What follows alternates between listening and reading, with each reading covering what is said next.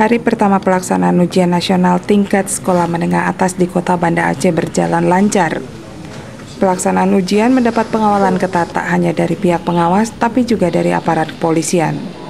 Sofyan Sulaiman, Kepala Dinas Pendidikan Kota Banda Aceh, mengatakan pelaksanaan ujian nasional tahun ini dinilai lebih baik dari tahun sebelumnya, termasuk kesiapan mental anak didik.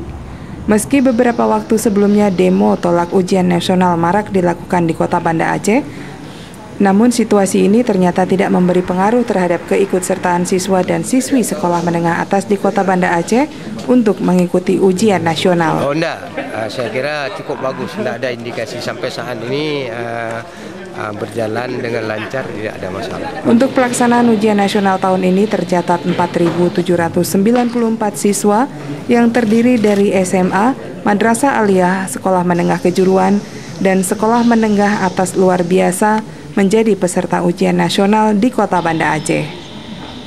Tim Aceh Kita melaporkan untuk Aceh Kita TV.